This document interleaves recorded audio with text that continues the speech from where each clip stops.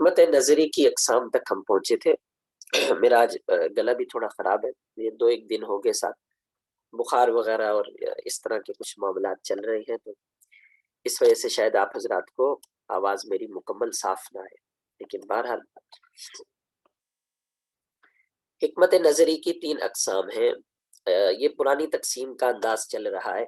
علم طبیعی جس کو ہم آج کل فزکس کہتے ہیں، علم ریاضی، میتھ کا جو علم ہے، علم الہی یعنی میٹا فزکس جو آ جاتی ہے، مابعد طبیعیات ہی آ جاتے ہیں، علم الہی جس کے اندر خدا کے وجود اور خدا کے بارے میں بحث کی جاتی ہے۔ اب یہ قدیم تقسیم ہے اس وجہ سے کہ جدید تقسیم کے اندر نہ علم طبی رہا ہے اس میں فلسفے میں، نہ علم ریاضی فلسفے میں رہا ہے۔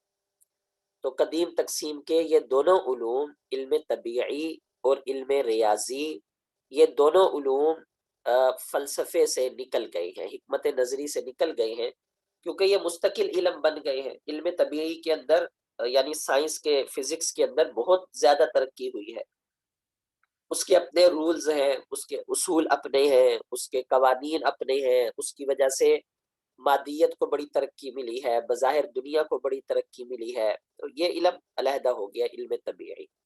اسی طرح علم ریاضی بھی، اس کی باقاعدہ بہت ساری اب آگے شاخیں آ گئی ہیں، خاص طور پر ہم آپ کمپیوٹر کو دیکھ لیں، انجینئرنگ کو دیکھ لیں کہ ان کے اندر علم ریاضی، اس کا استعمال بہت زیادہ ہے۔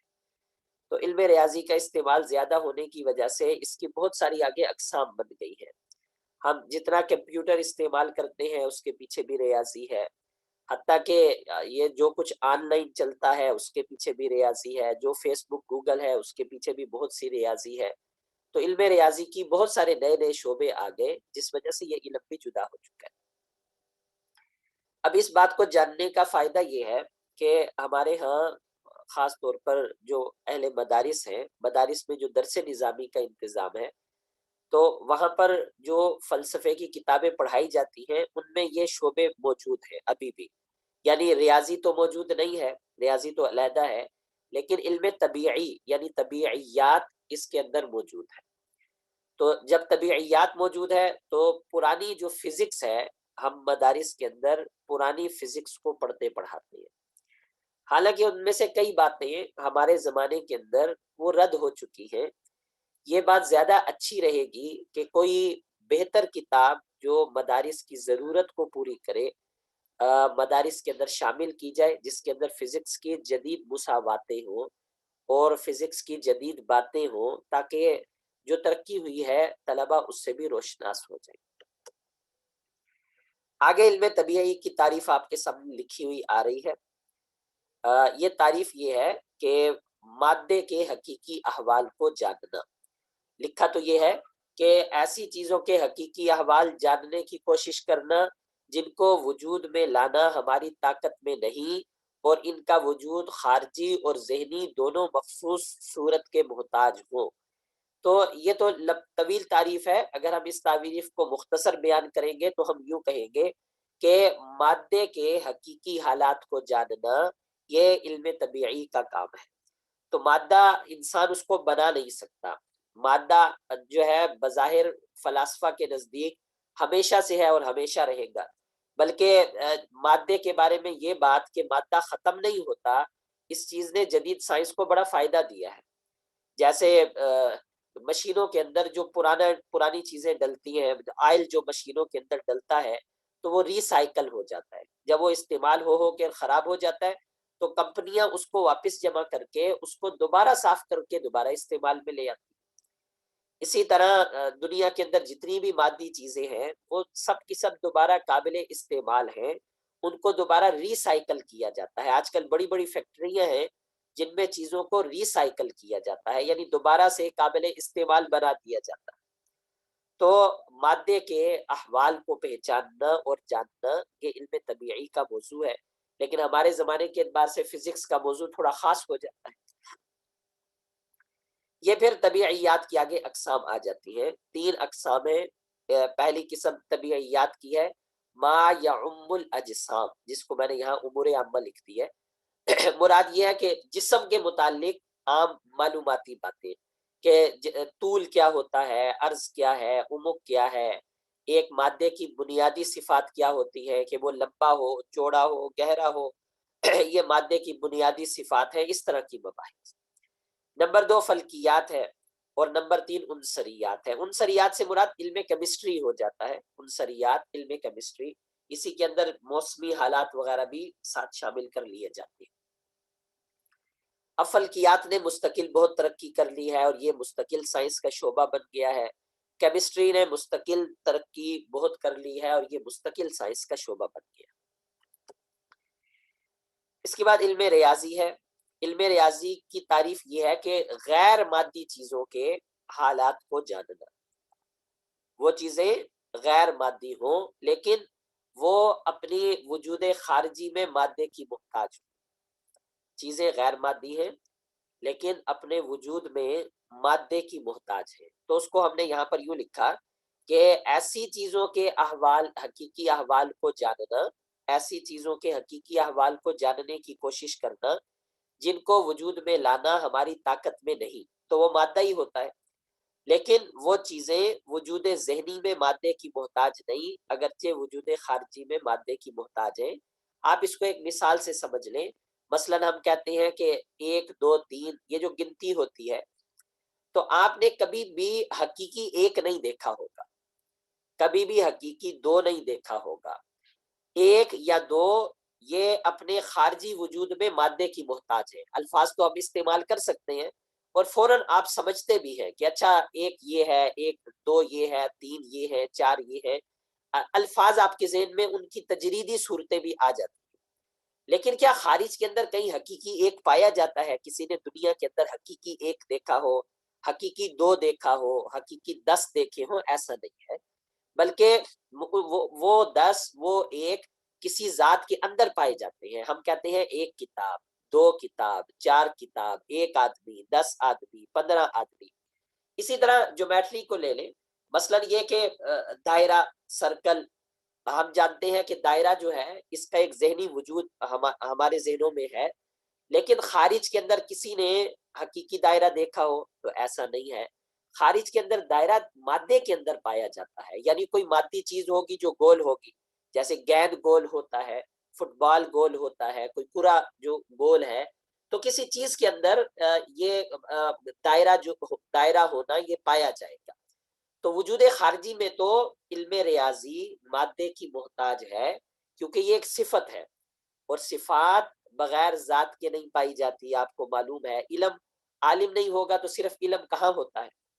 آپ کہیں گے کہ بھئی کتابوں میں بھی علم ہوتا ہے، یہ لفظ استعمال کیا جاتا ہے، لیکن حقیقی نقطہ نظر تو مختلف ہے نا۔ وہ تو ایک ہمارا ادبی زبان ہے کہ زبانوں کے اندر یہ بات چلتی ہے، ورنہ حقیقت کے اندر جو کچھ لکھا ہوتا ہے وہ تو نقوش ہے، یعنی وہ بھی علم کے نقوش ہے، خود علم نہیں ہے۔ علم تو ایک تجریدی چیز ہے جو مادے کے اندر نہیں پائی جاتی، ہاں وہ ایک صفت ہے کہ جو قائم ہو جاتی ہے کسی چیز کے ساتھ۔ تو جیسے کوئی شخص عالم ہوتا ہے، خدا کی ذات جو ہے وہ عالم ہے، علم ایک صفت ہے، تو علم ریاضی بھی یہ ایک صفت ہے جو اپنے وجود خارجی میں مادے کی محتاج ہوتی ہے۔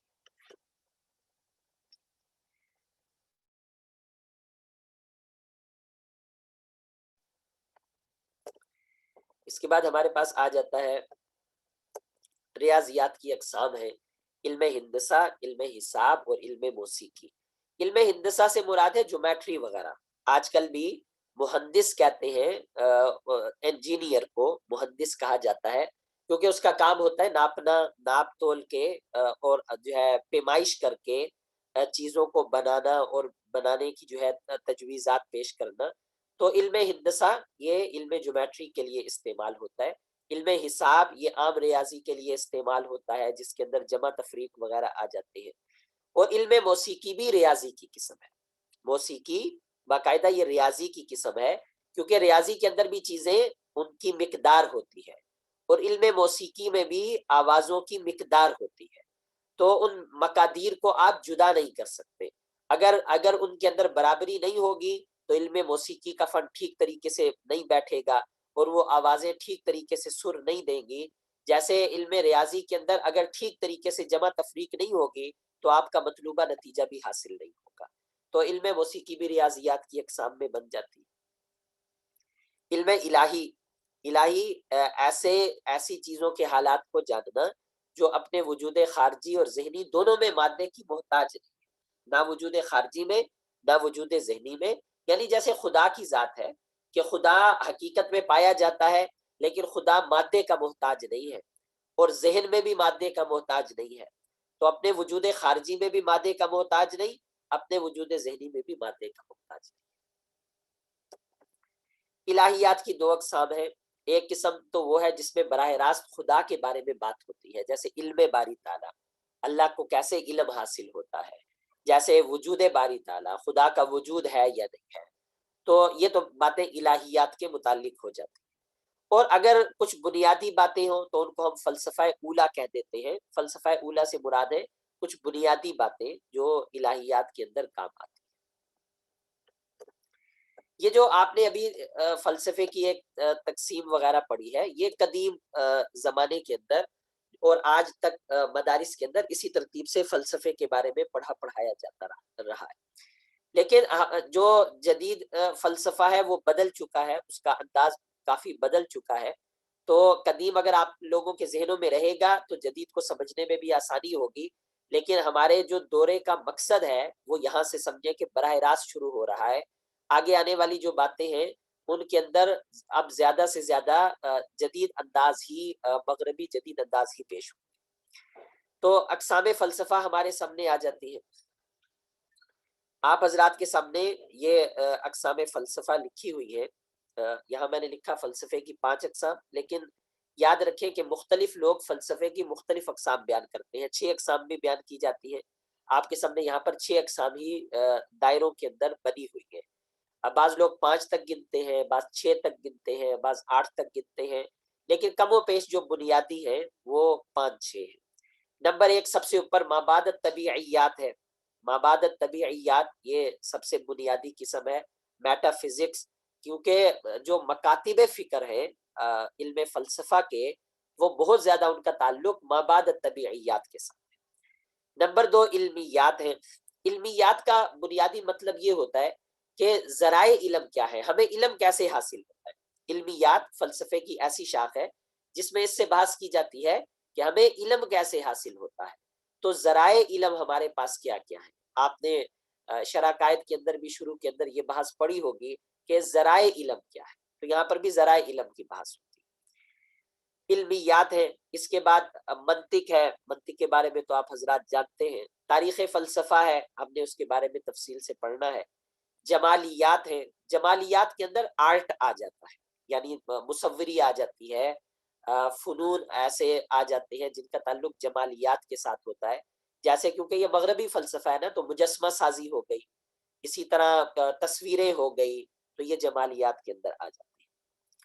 اخلاقیات، کیا اچھا ہے کیا برا ہے، یہ اخلاقیات کے اندر آ جاتے ہیں. آگے ان کی تفصیل آ رہی ہے، یہ صرف ان کے نام تھے. مابعد الطبیعیات، علمیات، منطق، تاریخ فلسفہ، جمالیات، اخلاقیات، اور اگر ہم ایک اور کو بڑھا دیں تو سیاسیات. یہ بھی فلسفے کی باقاعدہ ایک شاخ ہے. سیاست کیسے کرنی ہے، سیاست کیسے کرنی چاہیے، بہترین حکمران کی کیا صفات ہوتی ہیں، عقل اس بارے میں کیا کہتی ہے، یہ باقاعدہ فلسفے کی ایک قسم ہے. اس پر ارسطو افلاطون نے بہت کچھ لکھا ہے اور ہمارے زمانے تک اس کے اندر بڑی اہم اور مفید فلسفیانہ ابحاث موجود ہیں.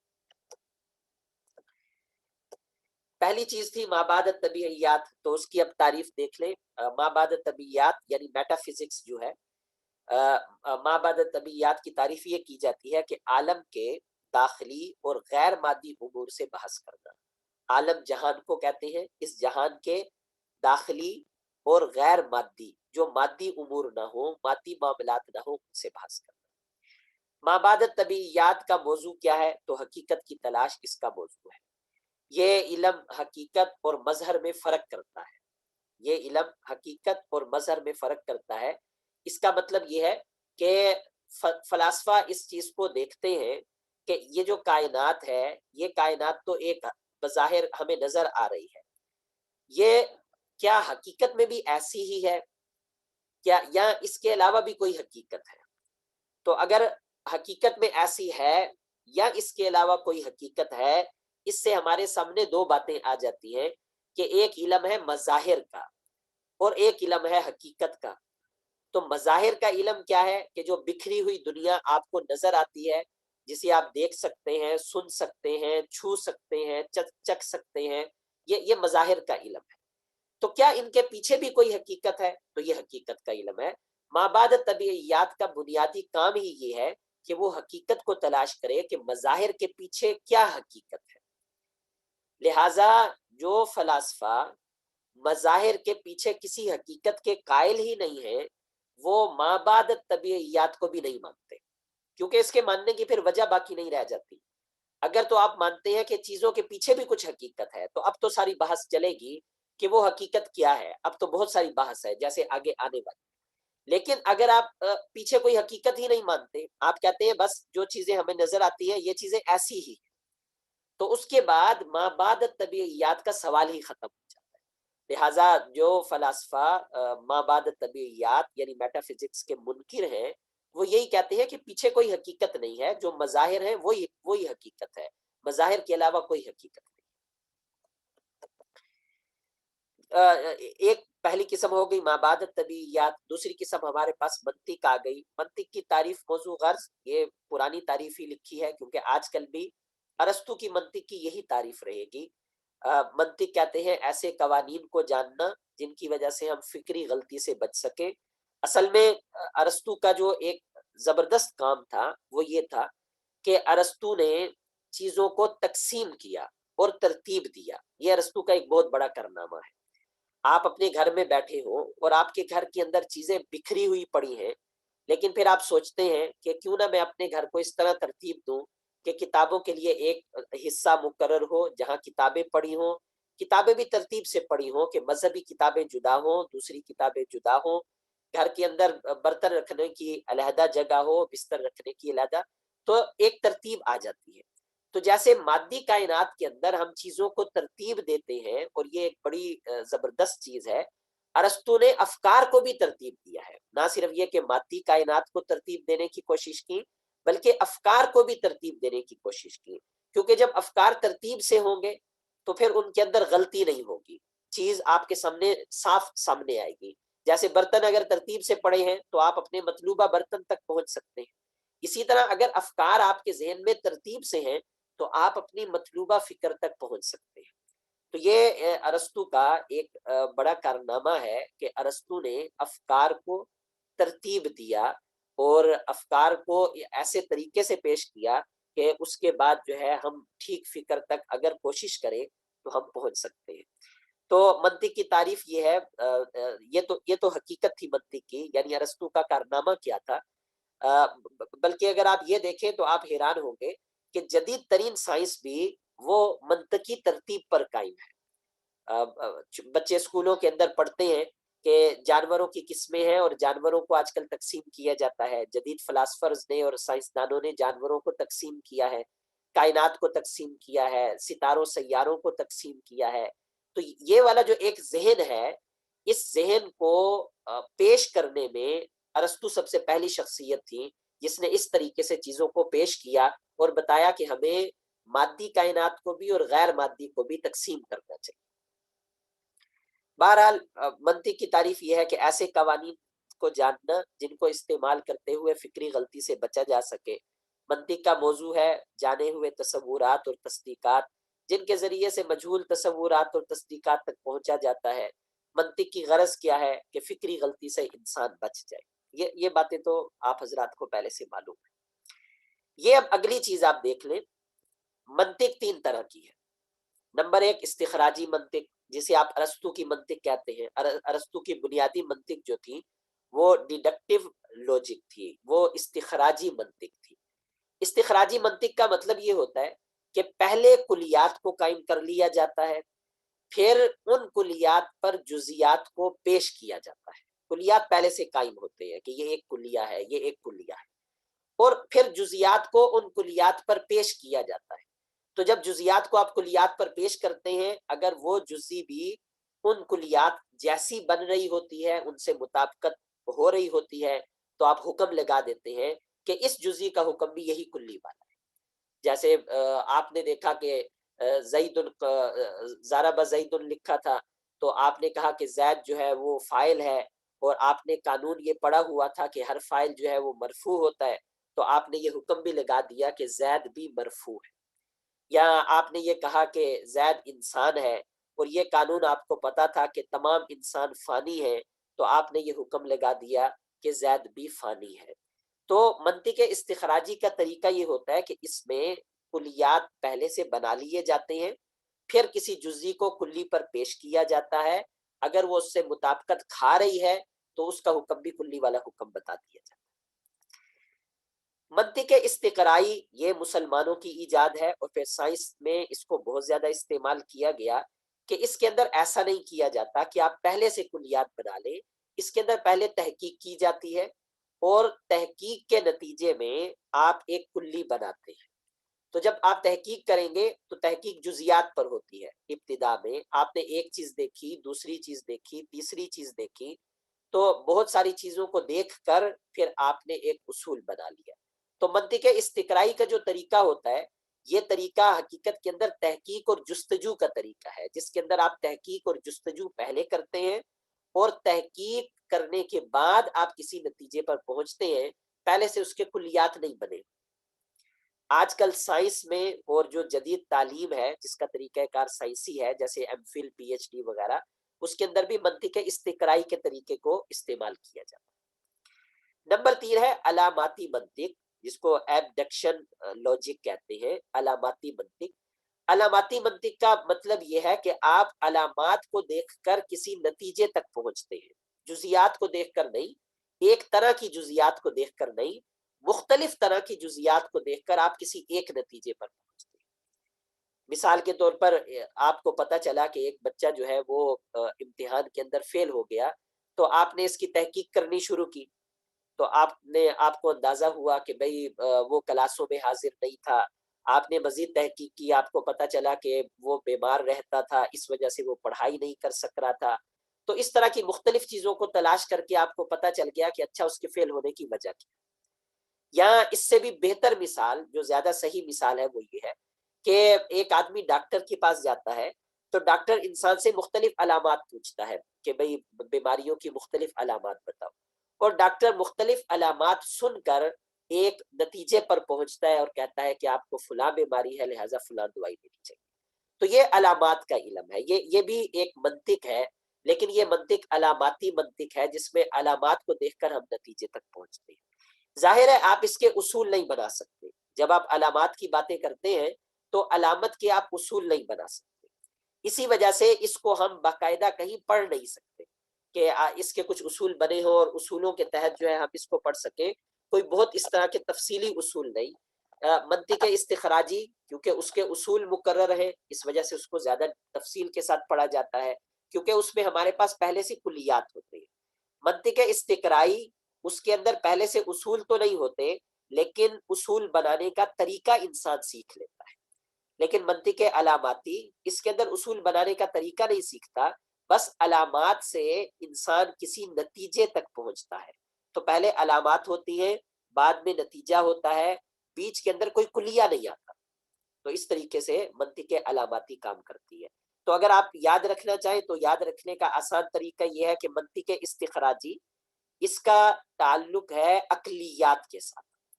منطق استقرائی، اس کا تعلق ہے سائنسی شعبوں کے ساتھ. منطق علاماتی، اس کا تعلق دو شعبوں کے ساتھ ہے. ایک تو اس کا تعلق ہے علم طب کے ساتھ، اور دوسرا اس کا تعلق ہے، بنیادی اس کا تعلق ہے علم جاسوسی کے ساتھ. کہ جب ایک جاسوس تحقیق کرتا ہے یا ایک پولیس والا تحقیق کرتا ہے تو وہ علامات کو لے کر آگے بڑھتا ہے. تو یہ منطق کی 3 اقسام ہیں، اور بنیادی طور پر منطق کی پہلی 2 اقسام ہیں. یہاں ایک اور بات بھی بڑی اہم ہے، لیکن اس بات کا تعلق فلسفے کے ساتھ ہے، یعنی براہ راست منطق کے ساتھ نہیں.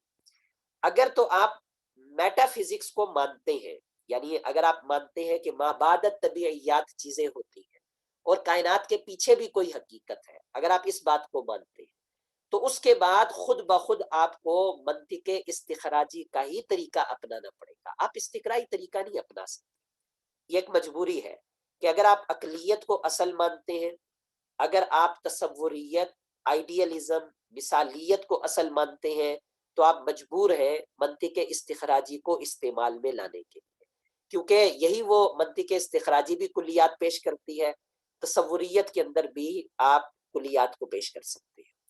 لیکن اگر آپ تجربیت کے قائل ہیں، یعنی آپ مادیت کے قائل ہیں، آپ کائنات کے پیچھے کوئی حقیقت نہیں مانتے کہ کائنات کے پیچھے بھی کوئی حقیقت چھپی ہوئی ہے، تو پھر منطق استقرائی آپ کے کام آئے گی، منطق استخراجی آپ کے کام نہیں آئے گی۔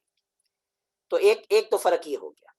اس کے ساتھ ایک اور چیز یہ یاد رکھیں کہ ہماری جو عام طور پر یہ لفظ سننے میں آتا ہے کہ شاید منطق استخراجی کا اب کوئی فائدہ نہیں رہا، ارسطو کی منطق کا اب کوئی فائدہ نہیں رہا، لیکن نہیں، ایسا نہیں ہے۔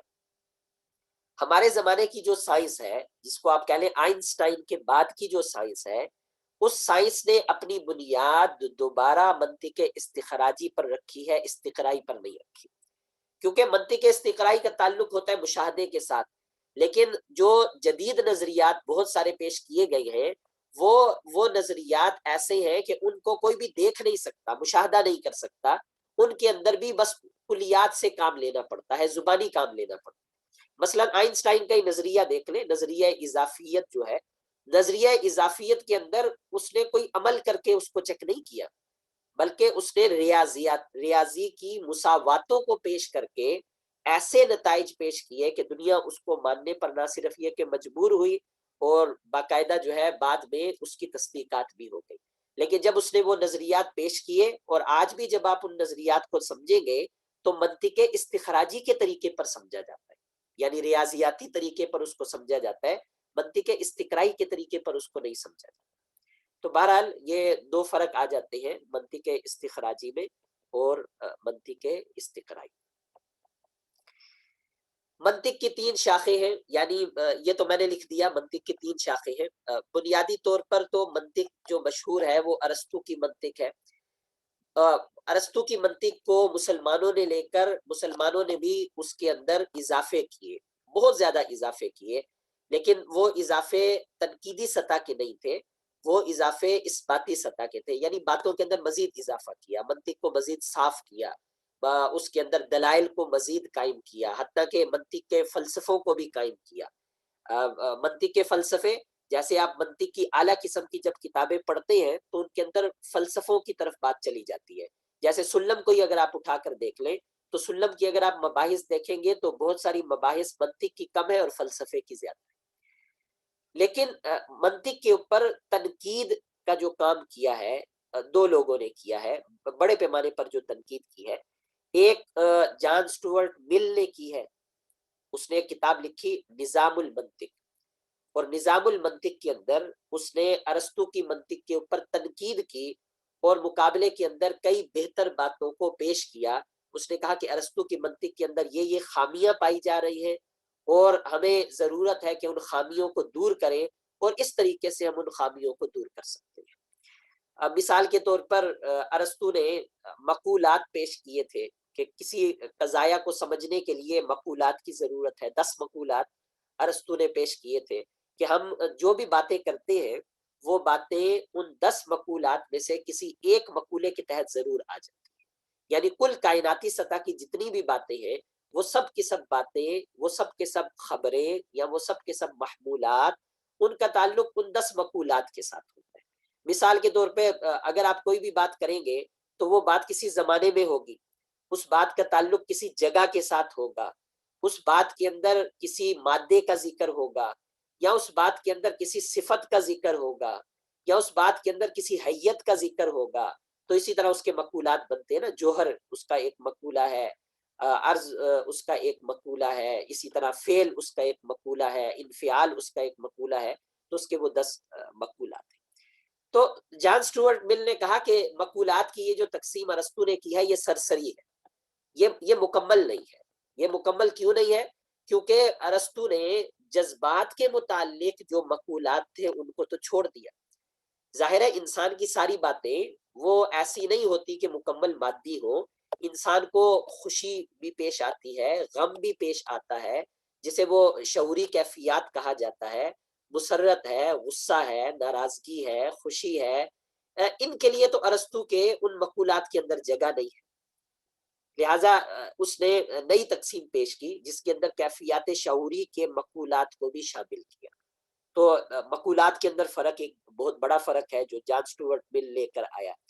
اس کے علاوہ اس نے اس پر بھی تحقیق کی کہ ارسطو کی منطق کے اندر قیاس کرنے کا طریقہ کیا ہے اور کیا وہ طریقہ ٹھیک ہے، اور اس نے یہ کہا کہ جو قیاس استقرائی ہے، جو قیاس استخراجی ہے، ہم اگر اس سے ٹھیک نتیجہ حاصل کرنا چاہتے ہیں تو ہمیں قیاس استخراجی کو اکیلا نہیں چھوڑنا چاہیے، بلکہ قیاس استقرائی کو ملا کر قیاس استخراجی سے نتیجہ لینا چاہیے تو ٹھیک ملے گا۔ اگر آپ صرف قیاس استخراجی سے ہی نتیجہ لیں گے تو نتائج غلط ہو سکتے ہیں، کیونکہ وہ تو زبان کی لفاظی ہے۔ آپ کوئی سی بھی دو تین باتیں الٹی پلٹی جوڑ کر کوئی سی بھی نئی بات آپ پیش کر سکتے ہیں، جو حقیقت میں نئی بھی نہیں ہوگی اور حقیقی بھی نہیں ہوگی، 100% غلط ہوگی، لیکن بہرحال جو ہے ان کو جوڑا جا سکتا ہے۔ اسی طرح جان سٹیورٹ مل نے جو منطق کے مغالطات ہیں، منطق کے آخر کے اندر، ارسطو کی منطق کے آخر کے اندر پیش کیے جاتے ہیں مغالطات، ان کی بھی تنقیح کی کہ مغالطات کی قسمیں کون کون سی بن سکتی ہیں اور کس طرح ہم منطق کے اندر مغالطات سے بچ سکتے ہیں۔ غرض یہ کہ ایک پورا نظام پیش کیا، اس وجہ سے اس کی منطق کو مل کی منطق بھی کہا جاتا ہے، اور نظام المنطق کتاب کے اندر اس نے یہ سب کچھ لکھا۔ دوسری شخصیت ہمارے پاس آتی ہے برٹرینڈ رسل کی شخصیت، جو 1970 کے قریب ان کی وفات ہوئی ہے۔ انگلستان کے ایک بڑے فلسفی تھے، اور بڑے فلسفی ہونے کے ساتھ بہت بڑے ریاضی دان بھی تھے اور بہت بڑے منطقی بھی تھے۔ انہوں نے ایک اپنی منطق ایجاد کی، مکمل از اول تا آخر ایک مکمل نئی منطق ایجاد کی، لیکن اس منطق کا تعلق ارسطو کی منطق کے ساتھ نہیں ہے، اس کا تعلق ریاضی کے ساتھ ہے، کیونکہ بنیادی طور پر رسل بہت ماہر تھے ریاضیات میں، تو انہوں نے منطق کو اس طرح پیش کیا کہ وہ ریاضی کے اوپر فٹ آ گئی۔ تو علامات کو پیش کیا، ریاضیات کو پیش کیا، اور ریاضی کے اندر ایک منطق کی اٹھان اور ایک مکمل منطق کا نظام انہوں نے پیش کیا۔ تو ظاہر ہے وہ ایسی نہیں ہے کہ ہم اسے اس طرح بیان کر سکیں کلیات جزیات کے اندر، لیکن بہرحال وہ ایک بالکل نئی منطق ہے اور مکمل نظام ہے منطق کا۔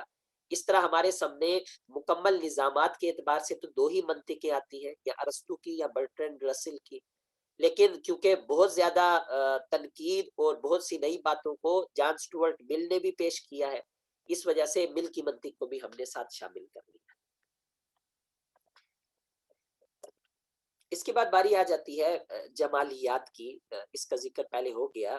جمالیات فن اور حسن کے فلسفے سے بحث کرتا ہے، مثلا یہ کہ حسن، کسی چیز کو آپ حسین کیسے کہتی ہیں، اصول کیا ہے کسی چیز کو حسین کہنے کا، حسن خود کیا چیز ہوتی ہے، قبح کیا چیز ہوتا ہے، بدصورتی کیا چیز ہوتی ہے، اور اس طرح کی مباحث جو ہے وہ جمالیات میں آتی ہیں۔ کچھ مباحث کو ہم مسائل فلسفہ جب بیان کریں گے تو اس وقت وہاں پر لیں گے۔ اخلاقیات، سیرت و کردار کے متعلق فلسفیانہ مباحث، نیز پر مسرت زندگی گزارنے کا راز، اور اس جیسی مباحث جو ہے وہ مغربی فلسفے کے اخلاقیات کے اندر شامل ہیں۔ اخلاقیات کے متعلقہ سوالات کیا کیا بنتے ہیں؟ نمبر 1، خیر اعلیٰ کیا ہے؟ کل کے لیکچر میں اس پر کافی بات ہوئی تھی کہ خیر کیا ہوتی ہے، تو بڑی خیر کسے کہتے ہیں، خیر کی آپ تعریف کیا کریں گے، یہ کل کے سبق میں زیادہ تفصیل سے گزرا۔ کیا کسی فعل کے درست ہونے کا معیار اس کے نتائج پر منحصر ہے؟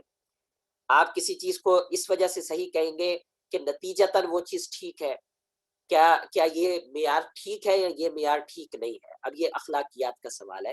فرض کریں ایک انسان اس لیے چوری کرتا ہے کہ چوری کا مال وہ غریبوں میں ہی تقسیم کرے گا، تو کیا اس وجہ سے اس کا چوری کرنا جائز ہو جائے گا؟ یعنی مذہب کے اعتبار سے نہ دیکھیں، اخلاقیات کے اعتبار سے بات کریں کہ کیا اخلاقی پیمانوں پر اس کے لیے چوری کرنا ٹھیک ہوگا کہ بھئی اس نے چوری شدہ مال جو ہے تقسیم کر دینا؟ اگر وہ اپنی ایک منطق پیش کرتا ہے یا اپنا فلسفہ پیش کرتا ہے کہ یہ امیر آدمی ہے، اس کے پاس اربوں روپیہ ہے، اگر میں نے اس سے صرف 1 کروڑ لے لیا، اس کا تو نقصان نہیں ہوگا، اور کئی غریبوں کے گھر وہ چل پڑیں گے، لہٰذا میرے لیے چوری کرنا یا ڈاکہ مارنا اخلاقی طور پر صحیح ہونا چاہیے، تو اس بارے کے اندر عقلی طور پر اخلاقی بحث کیا کہے گی، یہ مطلب ہے کیا کسی فعل کے درست ہونے کا معیار اس کے نتائج پر ہم منحصر کر سکتے ہیں؟ سزا کا کیا مقصد ہے؟ کیا سزا کی وجہ سے اخلاق سنورتے ہیں یا نہیں سنورتے؟ نمبر 5، اس بات کی انتہائی وجہ کیا ہے کہ ہمیں جھوٹ نہیں بولنا چاہیے؟ یہ جو انتہائی وجہ کا لفظ ہے اس کا مطلب ہے مقصد، علت غائی، ہمیں جھوٹ نہیں بولنا چاہیے۔ آپ اس کی علت غائی عقلی طور پر کیا بیان کریں گے؟ یعنی مذہب کو تو چھوڑ دیں، مذہب تو یہ کہے گا نا خدا راضی ہوتا ہے، جنت ملے گی، وہ تو سب باتیں ٹھیک ہے اپنی جگہ پر، لیکن مغربی فلسفہ، یعنی اگر صرف کوئی انسان مسلمان نہیں ہے، کوئی مذہب نہیں رکھتا، تو وہ اس بارے کے اندر کیا کہے گا؟ اخلاقی فلسفیانہ طور پر اخلاقیات میں یہ ابحاث پیش کی جاتی ہے۔ اس کے بعد ہمارے پاس باری آتی ہے علاقے کے لحاظ سے فلسفے کی تقسیم کی۔ پہلے ابھی تک ہم نے جو تقسیم دیکھی ہے وہ بنیادی تقسیم تھی، اب جو تقسیم آ رہی ہے وہ علاقے کے اعتبار سے ہے۔ علاقے کے اعتبار سے فلسفے کی دو اقسام ہیں، مشرقی فلسفہ اور مغربی فلسفہ۔ یہاں جب ہم مشرقی فلسفے کا لفظ کہتے ہیں تو اس سے مراد اسلامی فلسفہ نہیں ہوتا، اسلامی فلسفہ مشرقی فلسفے کا ایک حصہ ہے، اس سے مراد مشرق کے اندر جتنے بھی فلسفے موجود ہیں، اور اگر آپ ذرا گہری نظر سے دیکھیں گے تو آپ کو اندازہ ہوگا کہ اکثر مذاہب کے فلسفے اس کے اندر آتے ہیں، جیسے ہندو مت، جین مت، اسلام کا فلسفہ، اکثر مذاہب کے فلسفے مشرقی فلسفے کے اندر آتے ہیں۔ تو مشرق نے مذاہب کو چھوڑ کر بہت کم فلسفوں کو پیش کیا ہے کہ مذہب نہ ہو اور مشرق نے فلسفہ پیش کیا ہو۔ اب آپ اس کو چاہے مشرق کا مابہل امتیاز کہہ لیں یا اس کو مابہل امتیاز نہ کہیں، یہ آپ پر ہے، لیکن بہرحال مشرقی فلسفے ان کی تقسیم اکثر مذاہب کے اعتبار سے ہوتی ہے۔ لیکن ہم نے 3 نام لکھے، جیسے عربی فلسفہ، تو اہل عرب کا اپنا تو کوئی فلسفہ نہیں ہے، عرب تو وہ ہے جو ان کو اسلام نے فلسفہ دیا۔ ہندوستان کا ذاتی کوئی فلسفہ نہیں ہے، فلسفہ تو وہ ہے جو ہندو مت نے دیا یا بدھ مت نے دیا، یا اسی طرح چین کے اندر جو بدھ مت نے دیا یا جین مت نے دیا، تو وہ ان کے بنیادی فلسفے بن جاتے ہیں۔ مغربی فلسفہ اس کے اندر بنیادی طور پر ایک ہی لفظ استعمال کیا جاتا ہے، یونانی فلسفہ، اور یونانی فلسفہ کیونکہ بنیاد ہے تو بعد میں آنے والے تمام فلسفوں کے لیے بھی یہی لفظ استعمال کر دیا جاتا ہے، یونانی فلسفہ، ورنہ مغرب کی بات کے اندر تقسیم زیادہ ہے۔ مثلا جرمن کا فلسفہ علیحدہ ہے، برٹش کا فلسفہ علیحدہ ہے، پھر آئرلینڈ کا فلسفہ ہے، سویڈن کا فلسفہ، اس طرح کے پھر مختلف ان کی علاقائی تقسیمات ہو جاتی ہیں۔ جی یہ ٹائم ختم ہو رہا ہے، آپ لوگ جو ہے دوبارہ کلاس کو جوائن کریں۔